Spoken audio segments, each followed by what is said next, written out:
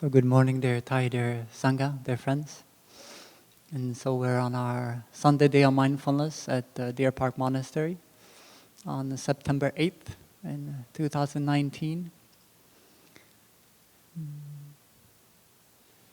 I was reflecting a little bit about this pilgrimage I mentioned that the Deer Park Sangha took to India 3 years ago. And there was a number of stories and touching moments I haven't shared much, so I thought I'll offer another one today. So we were traveling for 2 weeks on a pilgrimage bus. It was about 70 or 80 of us total, visiting different sites in the life of the Buddha. And we visited Vulture Peak, is in the city of Rajgir, where the Buddha stayed for a long time, and it was one of his favorite spots, Vulture Peak, and he had a cave up there.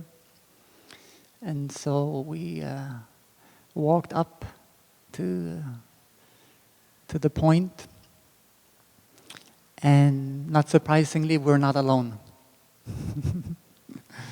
Wherever you go to the Buddha sites in India, there's a lot of people.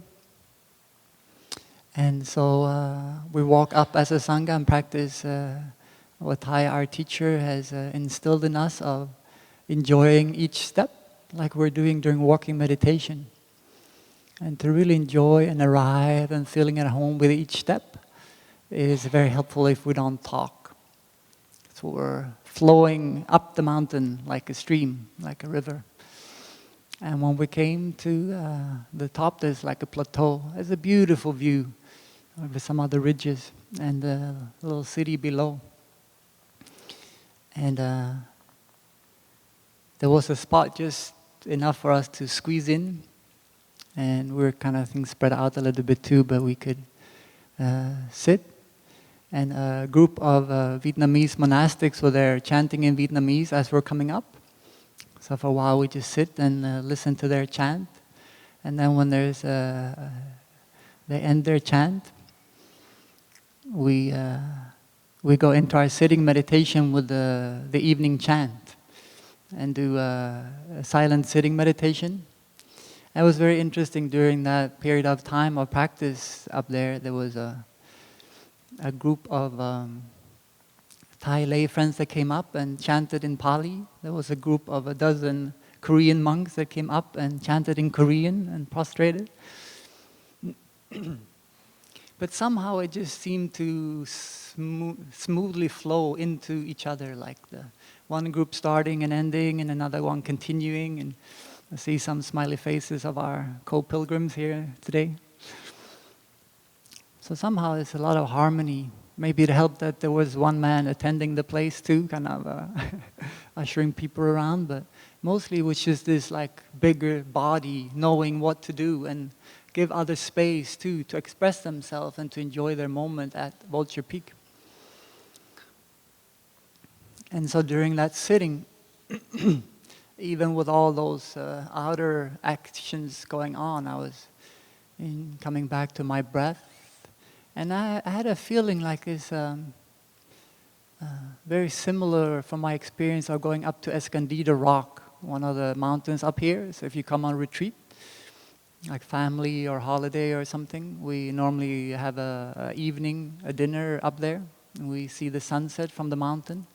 I feel very much at home on Vulture Peak and feeling like there's wilderness and mountains in my back, just like here. And there's a beautiful, spacious view, but there's also the city just at the bottom of the hill. So it seemed very familiar. But also what it aroused in my mind was just this deep looking and deep looking into how to offer the practice in the world. Because you're up there in a beautiful, peaceful place on top of the mountain and looking down on the city, and you know that hear some of the sounds of the city, just like we do when we go up on Escondido Rock. We hear some cars backing up and some dogs barking and some lawnmowers going off and so on. So we're still close enough to be in contact with life going on in society as well. It's a very interesting relationship. And so just this deep looking. So I thought of having that as a little bit of the theme for the talk today, to look deeply into some areas.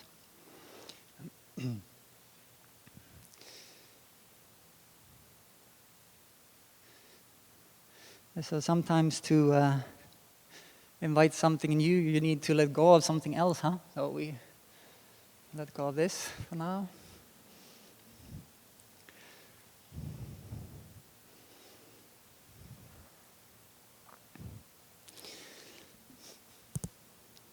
This morning, a couple of my older siblings, they wish me good luck.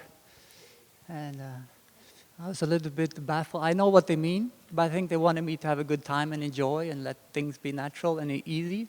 But I don't know if I'm looking for luck, but here goes. So to make sure we have enough fun, and I have enough fun, we're gonna draw a... It's not a new diagram of consciousness, okay? This is a basketball. And there's 3 segments, 3 layers to this basketball, and one will be earth at the bottom.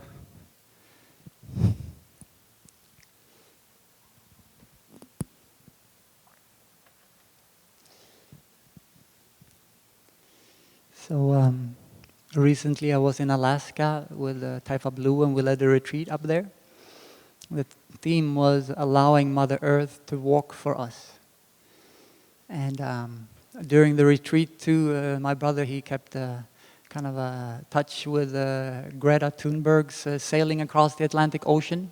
I don't know if you know Greta, but she's a Swedish climate activist. And she must have practiced deep looking.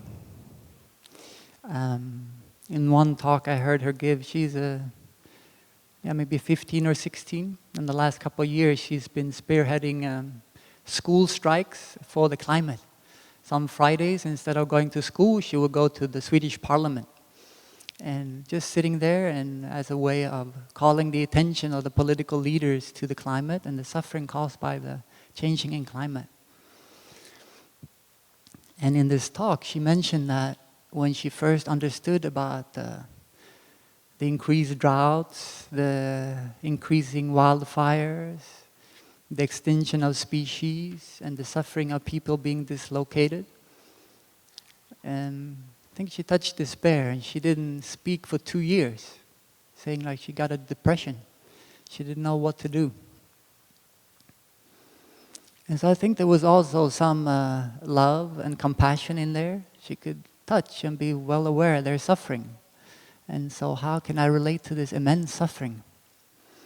And so she came out of this period of depression and maybe deep looking into seeing, I see there's a way to call attention to this, to the people that can do something about it. So when I was sharing about her with the teenagers this summer, I was sharing in terms of clarity, that when we stop and we look deeply, we can have a clarity about our situation, what is causing our suffering, and what maybe can help alleviate the suffering and find a way out of suffering. Meaning, how can we live our life in a way that actually I touch joy every day, right? But it also takes a lot of courage to do something that may be not offered just freely in front of you. But you have to kind of contemplate a little bit, and feeling the pain actually offers an opportunity for the compassion to arise and for there to be a way out. If we just avoid the pain, the challenge, we might not find the way out, because we so hard try to ignore there's some suffering or there's some challenge in the first place. So she had clarity, but also courage. And then the compassion to actually then do something. We see something, we understand something, so how can we act? What can we do and how can we do it? So she started striking on Fridays from school. It's very skillful action. We have, I think in 160 countries and 2,000 different locations are continuing these Fridays for the climate. And they'll do a big day on September 20th as well. And so when I myself have practiced to be aware of these situations, it's easy to feel like overwhelmed or feeling like despair or feeling like, oh my God, we have to do something. So sometimes it seems more convenient that, maybe it's not that big of a deal, maybe it's not natural, we'll be all right. I have a very strong tendency, it'll be all right, we'll figure this out, it's okay. But there's also been in situations where I didn't know the terrain or the situations well enough, and with that attitude that it will be okay, actually I find myself in trouble. So it's good to know and good to understand, and from there making our choices. I think a beautiful insight she also had is that when she had that clarity and the courage and then the compassion to act, she say like the despair was gone. And actually every time she go to the parliament, she's never alone. And whenever she acts, she also feel a lot of hope. Because actually there's new things appearing, there's new opportunities and new people appearing as you take a step. The vista is not the same. We stay here, we don't want to learn anything new, we stay in the same spot with the same view.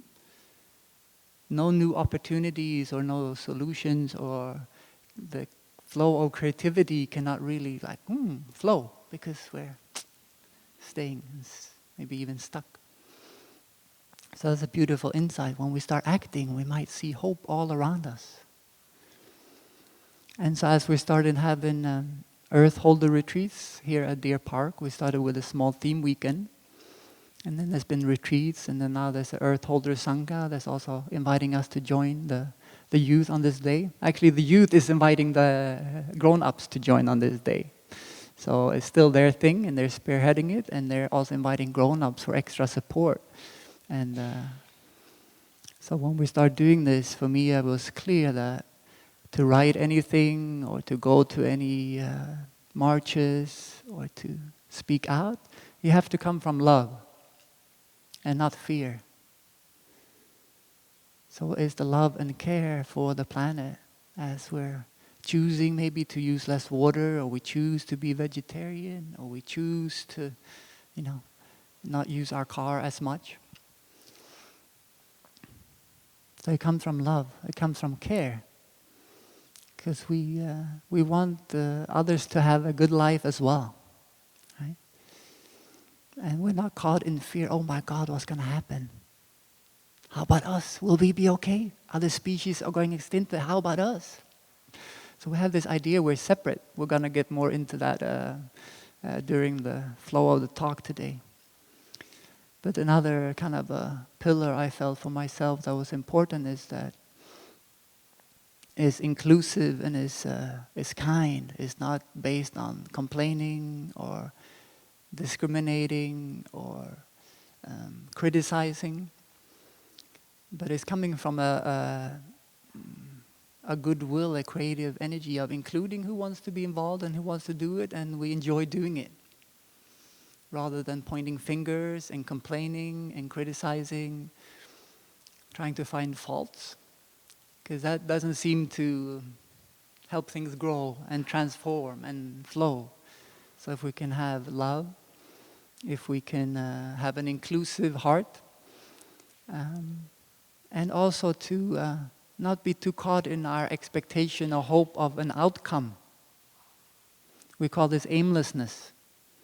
If I do something, I feel, for me to write this article or for me to go to this event, I want this and this to happen, and we need to have this and this many people, and they have to lead to this and this.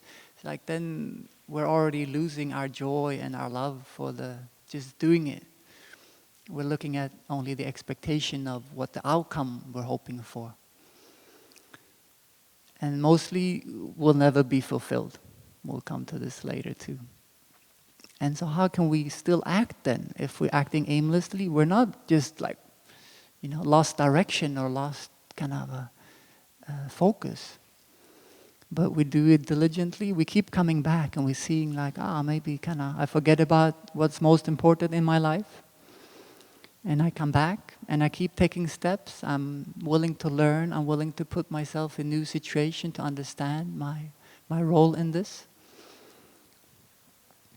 And it goes actually very close to the term of active hope that Joanna Macy, and there's a co-writer of that book too. It's called Active Hope. It's very much of this. We can recognize suffering, but our love and care inspire us to act. And this is not just regarding climate, this is regarding everything. Like nonviolence is our school, or more inclusiveness and less discrimination in our society, or in whatever area we're maybe focusing on. The approach is the same. That we have a hope, an intention, that we're also finding ways to creatively and constructively go in that direction. So we'll look into impermanence later on. Everything changes, but it changes due to causes and conditions. So what are the causes we want to put into the mix? And what are the causes that can help something beautiful to happen? Not just at the end, but I have arrived, I'm home, in the here and in the now. So for me, those kind of songs gives me like a really helpful like core and an anchor. So if I do want to engage in things, if I want to engage and find ways of reaching out, how can I do it in that spirit? And Thai offers many calligraphies, so like happiness is the way. How can I join this Friday for the climate in a way that I'm happy? And I'm open to the people that is there. I'm open to the people that choose not to be there. You know? So that is a spiritual practice. That takes a lot of courage to keep coming back to that. And so I've been reflecting about Greta and the Earth Holder Sangha the last couple of days. In regards to these, the UN summit that's coming up. So that's September 20th will be the starting point of that. And they'll continue for a week or so. And so the earth, and then I'll write Thai here. Thai means our teacher, Thich Nhat Hanh.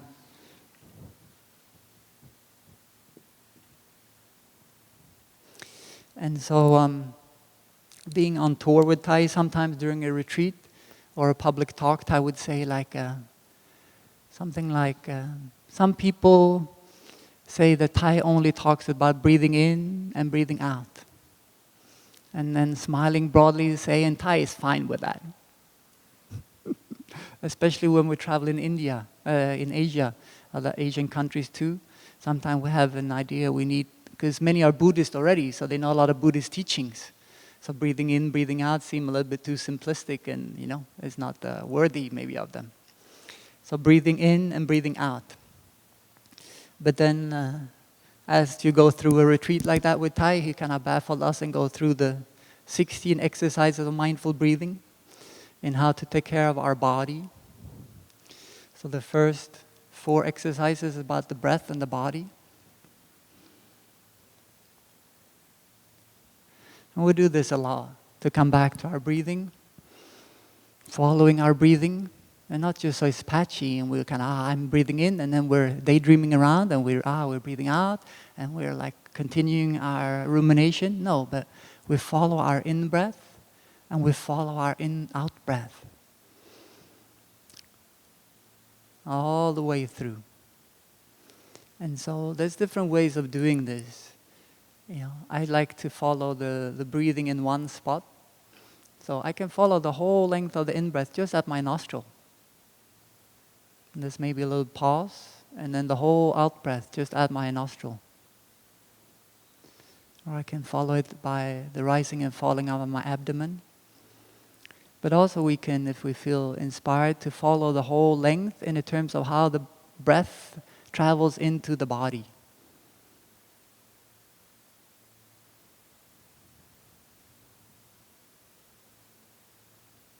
So even with a simple exercise like following the breath, we have to know how to skillfully put it into practice so I have a benefit. We don't just do it to be good mindfulness practitioners. We do it to be able to calm and rest our body, to be able to touch the joy of being alive. So it also includes being aware of the body and relaxing the body. 5 to 8 is about feelings. Still breathing in, I'm aware of a pleasant feeling. Breathing out, I'm aware of a pleasant feeling. So the breath is like the anchor in all these exercises. To touch joy, to be able to touch happiness, to be able to touch the fear and the loneliness, maybe the sadness in us, and to be able to hold it in that kind of awareness of mindfulness, so it can transform. The same with our body. If there's tension in our body, we bring this kind mindfulness. It has friendliness in it, it has already compassion inside of it to help relieve some of the suffering, some of the pain, whether it's physical or emotional. And so today I wanted to talk a little bit about the remaining 8 exercises that maybe we don't talk about as much.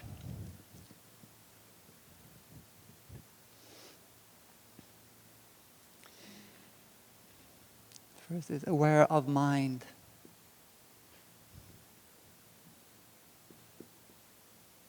I put MF in brackets here. It means mental formations.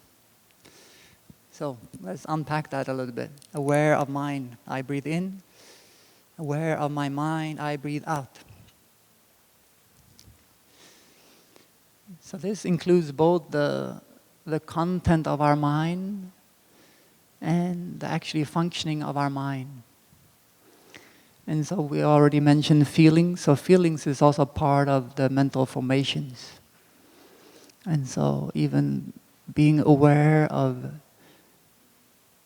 happiness, being aware of sadness, being aware of irritation, being aware of kindness is already touching this, being aware of the mental formation that is manifesting in us, that is present in us.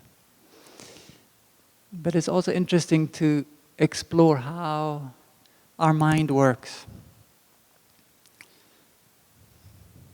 We say that the body is like a river flowing. The cells, we know that they form and they perish all the time. So the body is not one stagnant thing, but it's a river. And the same with feelings, it's like a river flowing in us. And same with mind. And there's 5 mental formation that we call universal.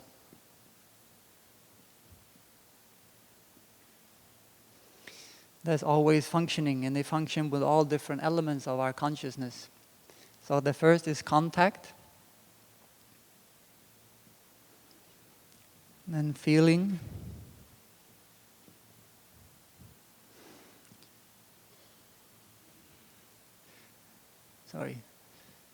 skipping ahead here. Contact, attention.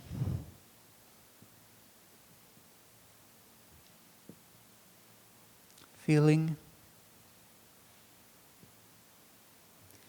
perception, and volition.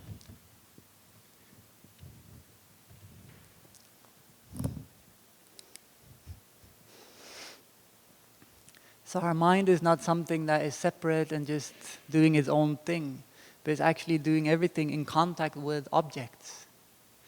So we can see things, we can hear things, we can taste things, smell things, touch things on our skin, and also we can think, right? We have all kinds of mental processes going on. So whatever contact we have through these sense door, there's a contact happening. So when we're doing walking meditation, we're invited to bring our attention to our steps, the contact between our feet and the earth. And so I think we know that sometimes we're walking, but we don't aware of the contact with the earth and our feet, right? So where there's not attention on that contact, it's still there. You go from one place to the next, you know you must have had contact between your feet and the earth, otherwise you wouldn't arrive at your desk or whatever it might be, right? But sometimes our attention is somewhere else, or the contact is not strong enough to attract our attention, or interesting enough. So during the last week here at Deer Park, it's been warm, so I've been walking around barefoot a bit. I walked next to one of my brothers today. He was walking barefoot today too. And I like it because the contact becomes very clear. There's no cushioning, there's no like separation. So it's not being aware of the contact with my sock and then with my shoe and then with the ground, but it's like my skin on the ground. That's it.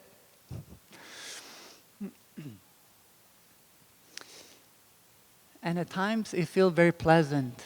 The feeling that comes out of that contact when I'm aware of walking barefoot is very pleasant, like walking in the circle garden on the soft, cool soil. Very pleasant. I feel, I could walk in circles here all day. It's kind of perception coming on. And this happens all very quickly. Sometimes maybe we don't even notice it. So I might have this, then the volition is like, oh no, I don't follow the Sangha, I stay here. It's more pleasant to walk here. Right? So I already have the contact with my feet on the ground, the attention that I know I'm walking on the cool earth. There's a feeling, this feels pleasant. I feel like relaxing. And then the perception, I want to stay here and enjoy this longer. And then the volition saying, I'm not joining the Sangha. It's a very interesting process. It's a very simple example, but if we pay attention how this plays out in our lives, woohoo! Yeah. It's natural for us to do a lot by automation. We're used to something and so we can do it. And we can learn, our consciousness can learn how to drive the car so we don't have to think about it. It's very effective. We can walk and we can talk and do many things at the same time, and we don't even have to think about it. It just comes automatically. So it's effective in that way, and if we want to be multitasking and be productive and be able to do many things, and it might seem like a good idea. But if we want to arrive and feel home in the here and the now, to touch solidity and freedom, maybe it's not the best direction to go in. So also kind of reflecting on that, where are my daily actions taking me? So these daily habits have a big impact on our lives. And so there might be contact with food that we're eating. And if it's really tasty, we pay attention to it. This is so good.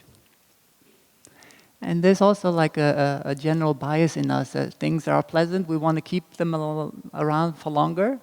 Things that are pleasant, we want to deal with. Yeah. But what happens with even the most pleasant of meals, either it's gone, we ate it all, or we cannot eat anymore. Right? It's not pleasant anymore. So things change like that. So to be aware of this contact and have attention and see what is kind of a feeling is arising in this situation. What kind of perception or ideas do I have about this? And what kind of volition, what kind of driving force is coming out of that? Where do I want to go? What do I want to do? This is so cool and nice here inside is AC. I don't want to go outside. It's too hot. Yeah. So we miss a lot of the wonders of being outside, of feeling the sun on our cheek, of feeling the wind through our hair if you have it. Just these small kind of enjoyment that we've lived for like millennia in this kind of environment, and now we live in a box. And if we're just something to plug in our charger, we're happy enough. We can make do. So that also when we're exploring this, the feeling and the perception and volition, what's important to us, where we're putting our attention. Attention is for sale. I don't know if you noticed, but before going to Alaska, I thought, okay, this bag I've been traveling with, the strap's no longer working, the wheel's no longer working. The zipper's good, so I still have it, but I decided I'm going to get a new bag. And so I look a little bit, and I don't want it to be too of an informed consumer. I don't want to spend too much time and energy on that. Anyhow, I ordered something that's going to be delivered. Very easy, convenient, right? And it's supposed to come on a Friday, and Friday nothing shows up. And we get a notice saying it cannot be delivered. Okay, that's fine. So at first I call up and say, maybe redeliver then. Is this automated service over the weekend? I was traveling out early Tuesday morning. And then we actually got the notice from the slip from the registration office say it's too big. So even if they redeliver, it's still not gonna fit in the box, and they're not coming in through the gate. So it's like, okay, that doesn't work. So I have to have a pickup then. Okay. And then luckily I have time on Monday to go and pick it up, right? So sometimes you can, with this idea then, like, okay, so I need the suitcase to go on the trip, and I'm leaving on Tuesday. At least by Monday I need to have it. All my things were ready to pack. And the first post office we go to say, no, it's not being delivered here, like the automated service say, you have to go to the main post office. So, okay. So there's so many opportunities in there to feel frustrated and irritated. Just wanted to do something simple and convenient. It's supposed to be delivered on Friday, but it's like, when you look at it, a little bit of a zoom out, it's amazing that it can be delivered like that at all, right? And then doing it in a couple of days, and it's like included in the price or whatever. It's like, wow, that's amazing. But I saw that the temptation of taking it for granted and making myself feel like, oh, like poor me, I have to inconvenience myself to go and pick it up myself and to figure out how to do it. It could very easily have arisen, those kind of feelings and perceptions, when I came in contact with the fact it's not being delivered. I get this notice and I try to figure out where to pick it up. And then I can see, actually, I can still use the old bag, it will be fine. And then I thought, okay, phew. So then actually when I did pick the bag up, I can be happy and have gratitude for having the bag, which was very appropriate for the trip. Because I don't invest my happiness into it. I don't create the disaster scenario if it doesn't work out like that. And I remember that actually being able to buy a bag, being able to go on a trip out of state, that's already like a huge gift and privilege. It's not everyone that have that opportunity. So like depending on how we look at something, so beware of our attention. It can change our whole view of the situation. What kind of feelings that we'll have, how we'll look at the world, and then how we want to act. Part of me feel like, why did I buy that bag? I don't need that bag. I can make do without that bag. So I'm going to make it last long. That's my commitment. And so the 10th exercise is to gladden the mind or to make mind happy.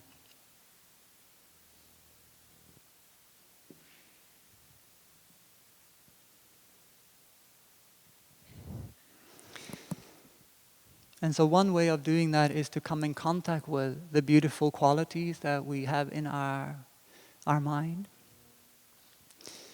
And so it might be different for all of us. So again, it's like we have to know how to put the practices into our own lives and into our own sitting meditation, for example, or walking. So how can I gladden my mind? For me, this practice of gratitude come up very easy. What do I have to be grateful for? Okay, I can sit here and talk with you. I feel all right in my body. That's a great happiness. I don't take that as much for granted that I used to. But there's so many conditions that are available for us that we can enjoy. And are we enjoying them? Enjoying them in a way that actually brings like sunshine to our mind. It brings a soothing breeze through our bodies. It's not necessarily to get all excited about them, but it's calming and soothing at the same time, and it's making us happy. And so for me, another mental formation would be then to touch kindness in myself, of wanting to do things that will be of benefit for others. That's a huge source of happiness for me. To have those conditions, to be able to contribute to something I care about, and to put my energy into that. And so if we look into our own minds, our own actions, to see what are the qualities in us, what are the states of mind in us that we actually enjoy and that brings kindness to us. Maybe reflecting on how much we love and care for our children and grandchildren, and like letting that love and that care actually be a source of gladdening our mind. Wow.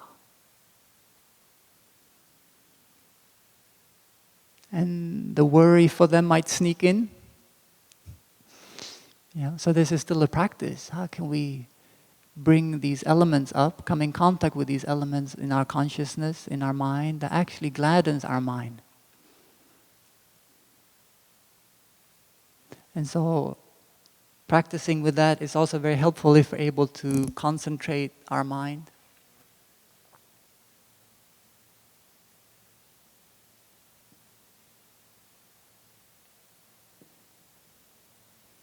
And when we can concentrate our mind, maybe we can even liberate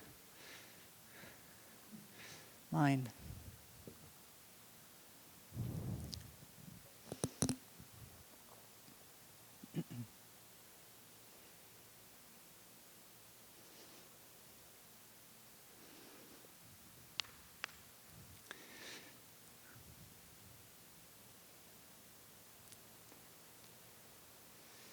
So let's listen to a sound of the bell in that spirit and see if we can stay with our in and out breath all the way through, and bring one quality in our mind up that will help gladden our mind. Breathing in, I gladden my mind. Breathing out, I allow my mind to be happy.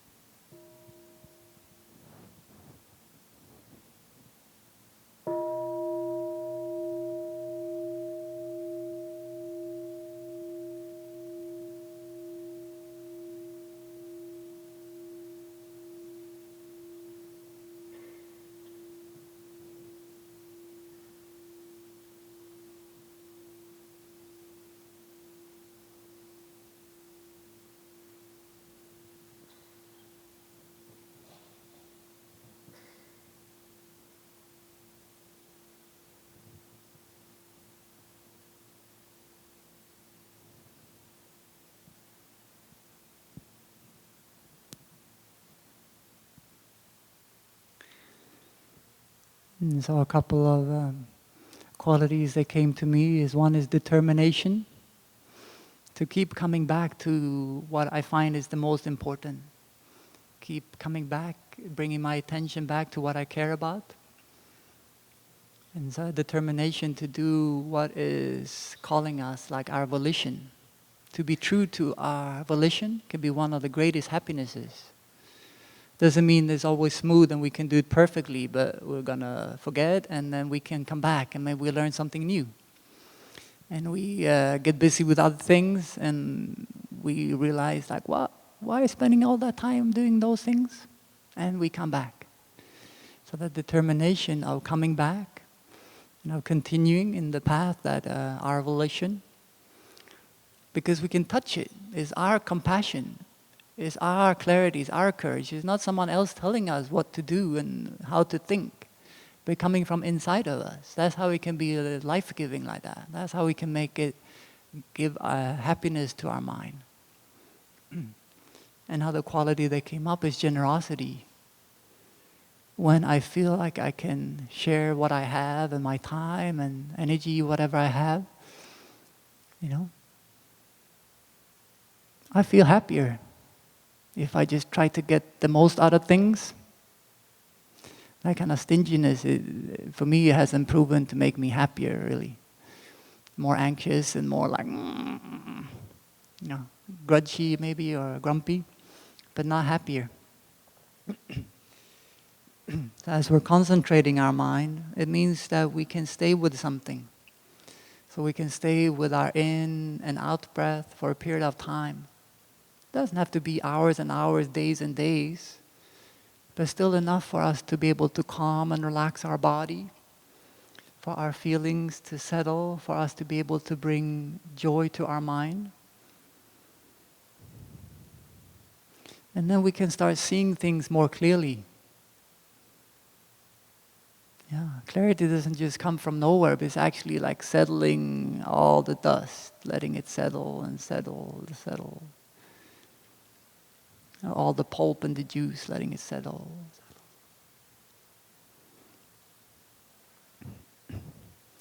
There's a quote I wanted to read. This is from Beasts of the Southern Wild. It's a movie about a community it's called the Bathtub in the Gulf of Mexico. It was recommended through the Climate Reality Project. And so this young girl, she's 6 years old, hush puppy, she's the main character of the movie. And so their little island get hit by a storm and completely flooded. And so it gives actually a glimpse of an impoverished community that is very sensitive to the impacts of the changing climate, increasing storms, and so on. In other places, it might be droughts or wildfires.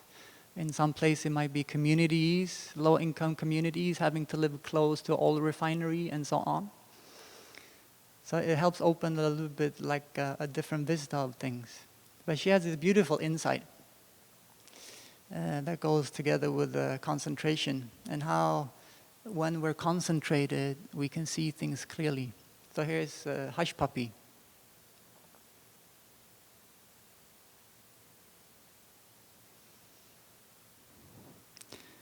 When it all goes quiet behind my eyes, I see everything that made me flying around in invisible pieces. When I look too hard, it goes away. But when it all goes quiet, I see that I'm right here. I see that I'm a little piece of a big, big universe. And that makes things right.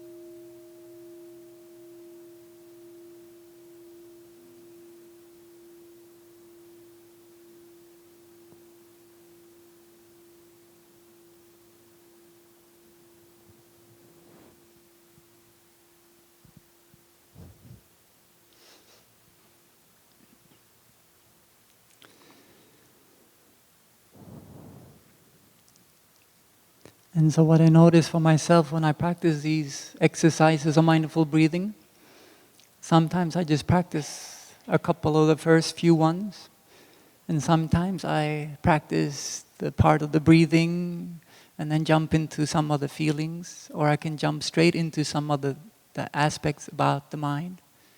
Even concentrating in the mind, I can practice in a way breathing in, I concentrate my mind, breathing out, I concentrate my mind.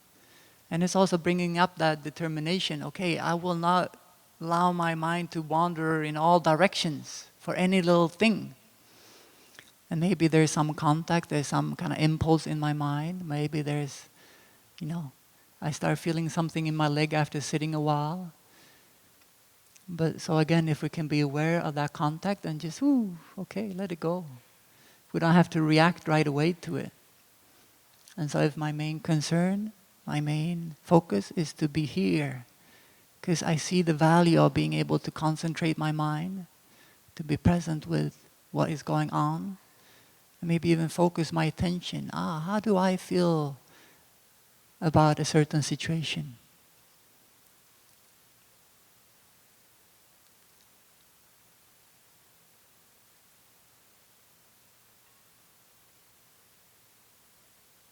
And just when there is a little bit more stillness and quiet in our mind, things can appear that we cannot figure out before we let our mind settle. So this is again like we all have different conditions. For some it's easy, for some it's difficult. Some can come here often and come on retreats, and some have to go very far. Most people in the US don't have a mindfulness practice center in a monastery within 2 hours drive of where they live, So just recognizing these conditions of being able to train and having conditions. So when I can come on a Sunday, that's a great treat. Am I expecting to be able to come every Sunday whenever I want? We'll get setting ourselves up for suffering, So it's to using the practice, and how can I put it into my life in a way that will gladden my mind, to concentrate my mind, and liberate my mind from what is burdening me. And to recognize what are the things that is creating suffering for me. How am my mind creating suffering from me? So two of the mental formations, these activities of the mind, is thinking. So there's one kind of thinking that's initial thinking. And there's one that is sustained thinking. So we could see like the initial thinking is like a bee coming by, and then the sustained thinking is like it going closer to the flower and landing on the flower and walks around and goes to the next flower. So if we observe our mind, we can see like that. Sometimes it's just like a passing thought and it just goes and that's it. But sometimes we put more attention to it and we start investigating it or thinking about it, and become a sustained thought. And our thinking also gives rise to feelings and changes how our body is doing. So to be aware of our thinking is very interesting. Because when we look into our thinking, we can also discover our perceptions about life, our perception about ourselves, and maybe our perception about our happiness and our suffering. So in order for us to be able to feel some kind of a sense of freedom and release from our difficulty, to liberate our mind, we also have to recognize and notice what is imprisoning in us in the first place. Yeah. And this could be on a individual aspects and on a collective aspect. What is imprisoning me? What is imprisoning my family? What is imprisoning our society?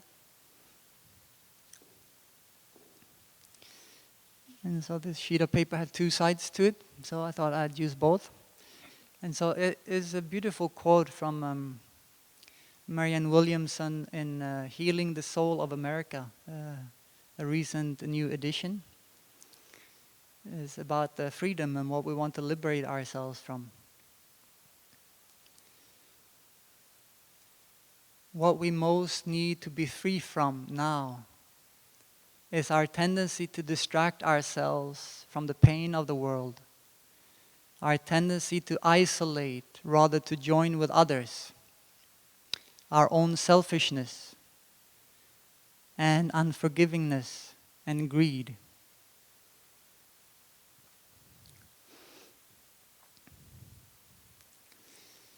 So in there we can see there is some of these qualities, like greed, for example, is seen as what we call an unwholesome mental formations, meaning it will bring us in the direction of discomfort, of suffering, of dissatisfaction. And the wholesome ones we've been talking about, like gratitude and generosity, kindness and love, we call them wholesome ones. And that's different from good and bad, right and wrong. But they're wholesome because they contribute to well-being in our lives. And it's not based on a view, but it's based on real experience of real people over millennia. Right? So that's how we discern between wholesome and unwholesome.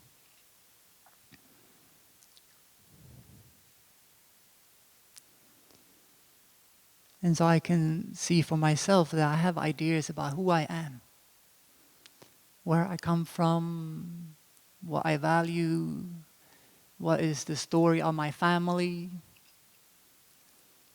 what are my qualities, what are my strengths, what are my weaknesses.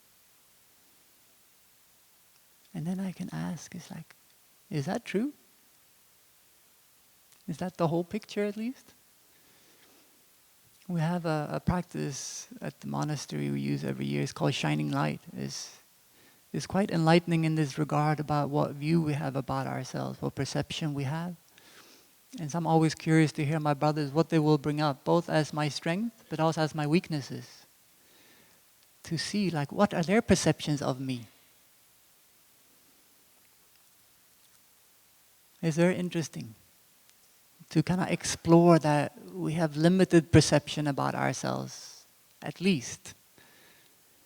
And we maybe identify with a certain part. And that way of seeing myself, it leads to how I relate and interact with people in different situations. And so my whole life unfolds. And it might just be an idea of myself. Oh no, I'm a shy person that like to being in nature and not being with too many people too often. Yeah. But I also see I like people and I like talking, I like working with people and have that kind of like collective energy arise as well.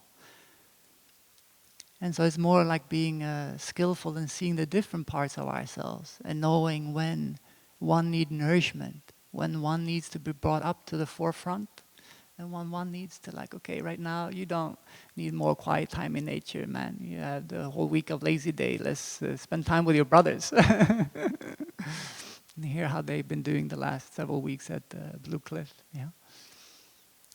So many of these things happen like without us knowing. So here's where attention is so important. And also in this world, it's mentioned distraction.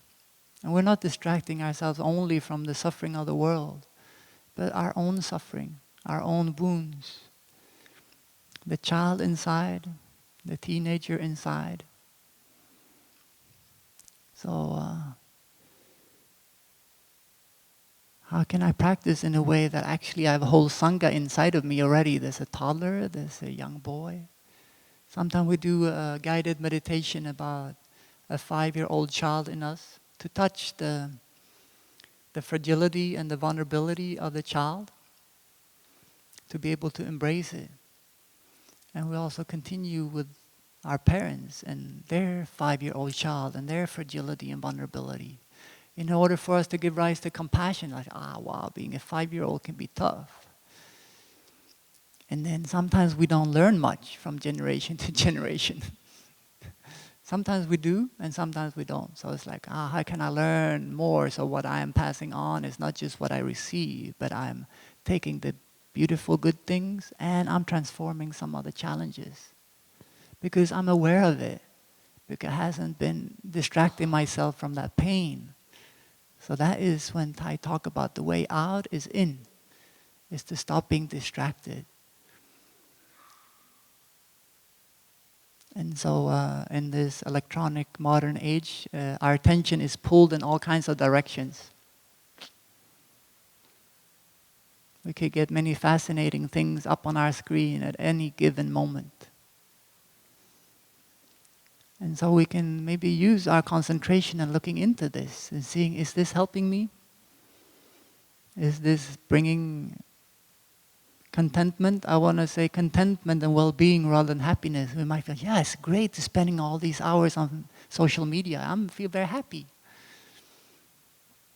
But do we have to keep doing it to feel happy, or are we like, content and at ease, and I'm willing to live life? Yeah.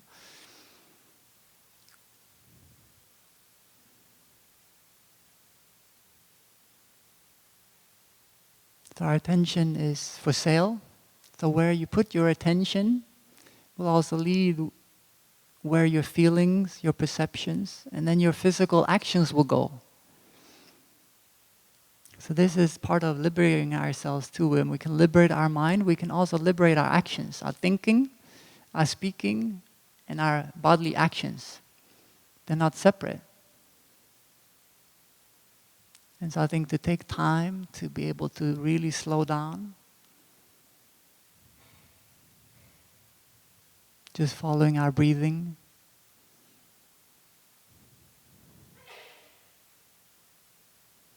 learning to enjoy just being alive on this beautiful planet. It already helps relax our body. It already helps us to touch some joy. And then also with that contact, if we're aware, we can remember that we're not alone and separate, but we feel like we're part of this. We're maybe just a small, small piece of the big, big universe. But still, even in this small piece, there's all kinds of even smaller pieces floating around our bodies. Subatomical particles, right? This is a miracle, right?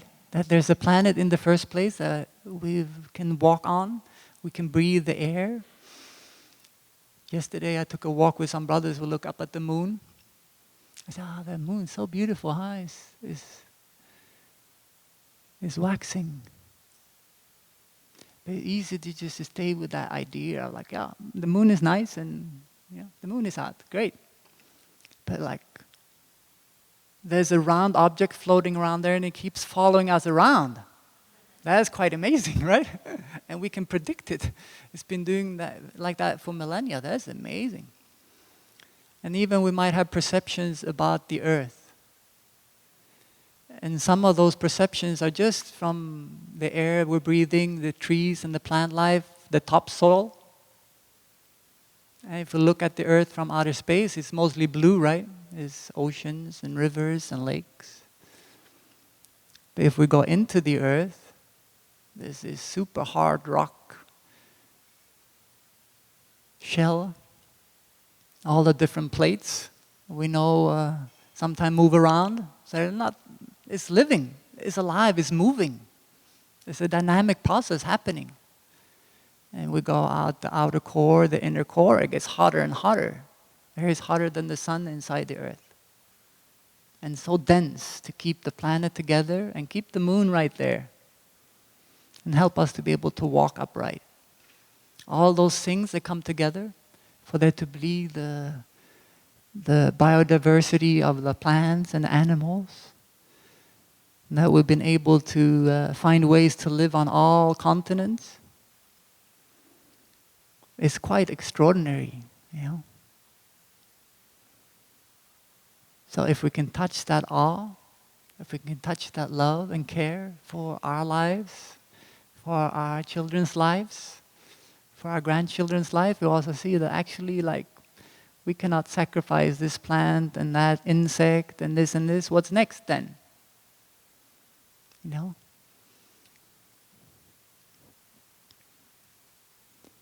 And so Greta, she started not just the Fridays school strike movement, but I think she was main part of also a new concept in Sweden. It's called flygskam. It means you're ashamed of flying. She even convinced her mom, that was a famous opera singer, to stop traveling internationally and not to fly, and she refused to fly. She's been giving talks in different places. But so to that too, to what we see and then actually act behind it is not easy. And so me and my brother, when we were up in Alaska, 6 hours flight from here, I was scratching my head, okay, so how does this make sense again? But then seeing actually we could host a retreat for 45 people, there's 2 of us flying up there, maybe it's better than 45 of them coming here at least, And luckily we don't have practice centers in all states of this country or in all cities, in all areas of the world. So it's one thing to travel out, but also we try to make things available online. So even for family retreats, all the brothers and sisters, they're taking care of children and tweens and teenagers. We cannot film the talk like we do today. But at least we record it, and some friends are kind enough to edit it and post it on the Dharma cast, so people that cannot come can still benefit. So trying to find ways to also, what we do, it also gets shared with others that don't have to travel. That cannot come on a Sunday, even once in their lifetime. So that's also like perception can change in how we see our situation, how we see the situation of the world. How much do I need to be happy? So during this lazy period, I listened to talks from Plum Village, mostly during their neuroscience retreat. And I was emailing some of them, they are my good friends on the path, and saying like, wow, you guys have 1.5 hours for your talks? It's so luxury.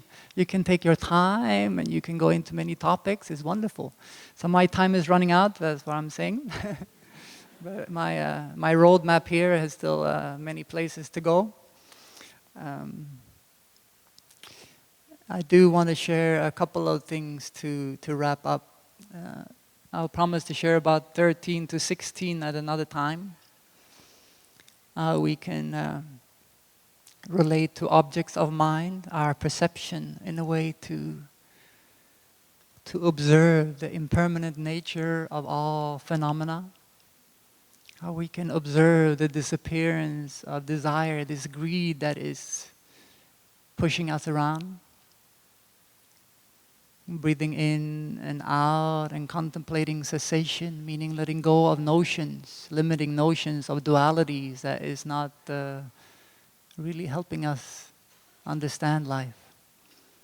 And then breathing in and breathing out and letting go. So even just noticing that our body, our feelings, our mind is like rivers flowing can already help us to let go. It's not a stagnant, fixed thing, but it's moving. It's impermanent. And so we still have one segment left. So we have friends.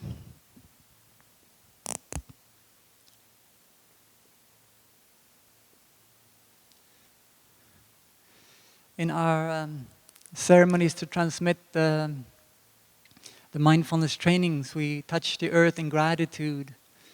And it's in gratitude to parents and teachers and friends that help and support us, especially in difficult moments. And so I want to end by sharing a couple of situations where I felt like I've been helped by friends in a very beautiful way.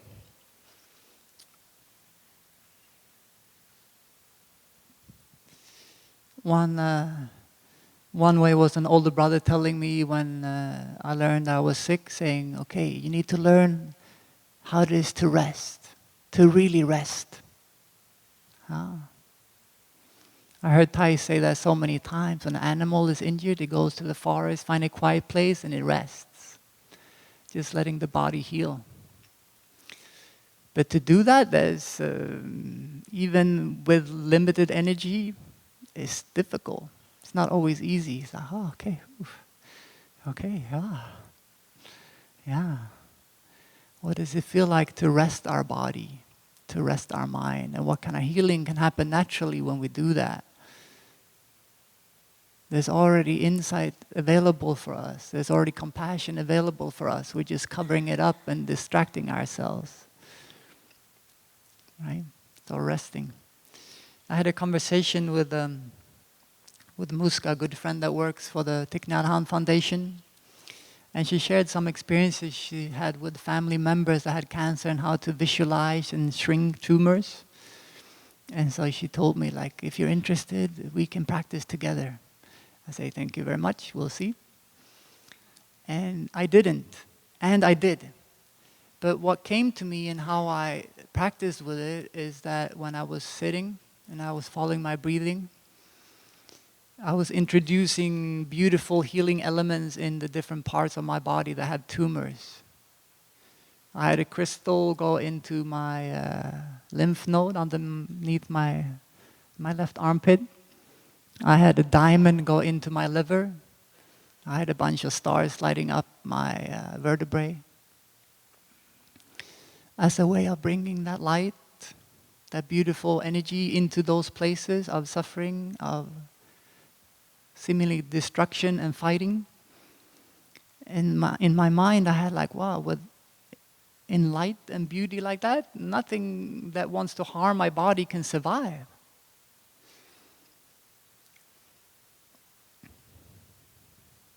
So I think because of her that I had that idea, it came to me, and then you see the value of friends. As Mark and Patricia in the registration office, they got me some flowers, some lilies, beautiful lilies, white lilies, with the pink inside, and they were called starfighters. So I did the calligraphy for them and told them the story too. It's like, yeah, the stars, okay, I got it. I've been doing that. And when I went to the hospital and before I started treatment, you see there's many different elements of healing. I chose not to just stay in my room and rest, but I chose to involve doctors and all kinds of things. You know. But before agreeing to the treatment, I looked at the doctor's assistant and asked him how he felt about, the treatment option I was offered. And he just said, like, we had one patient, he was called Thomas. He had cancer and tumors in all these places, worse than you, and he got a full recovery. We'll see how long it lasts, but still, like, wow. So in that moment, that also gives me this confidence and determination that he offered that. Aha, okay, it's possible. Like actually someone at the hospital saying that you can heal from this. Not just dampen the symptoms and live a little bit longer with decent life quality. No, but you can heal from this. Very empowering.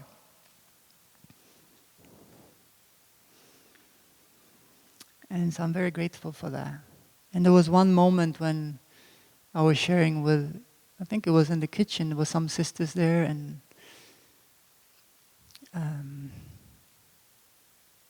I saw there's the fear and worry in one of my sister's eyes.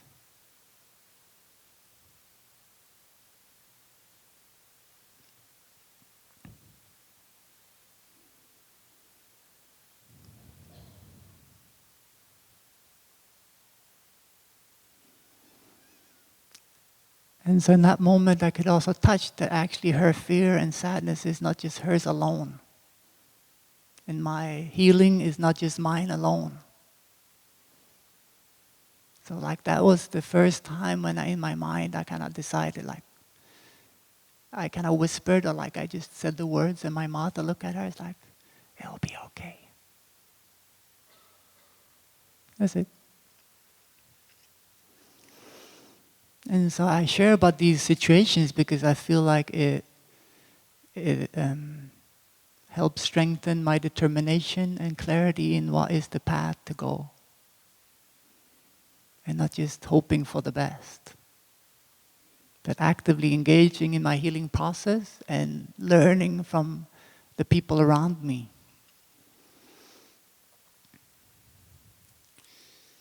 Just want to say a big thank you to a couple of friends too that I was able to share about and to listen to from their experience as well. And one was helping me to find ways to channel the kindness of people. Many people ask, oh, how can I help? Or so like how to channel that in a way that it doesn't seem overwhelming. So like I block people out because I don't know how to handle their like offer of help.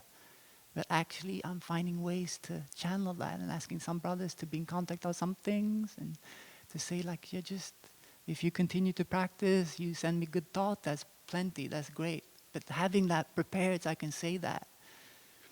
And people can respond like that for me, that already, okay. So actually I can receive the support and not feeling, oh my God, like get away from me, I just want to be quiet. Yeah, it's very helpful. And another conversation I had with another friend, he was asking like, so you feel like any shame of feeling weak and sick and vulnerable? And we could talk about that. And so how to be with other people in a space, in a physical capacity that's completely different from what I've known and what they know me as. Without feeling shame, without feeling like, now I'm lesser than or something. But actually just to recognize that, say, okay, this impermanence happening. The Buddha taught that there is old age and sickness. So okay, how can I practice with this so it's not too much suffering? There's pain, there's discomfort. How can I use it as a way to grow? And I learned some things, and I have many things still to learn. But I just at least wanted to mention that as part of all these situations have been like friends on the path helping me.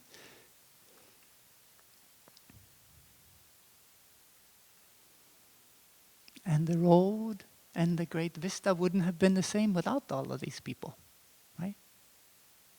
So thank you.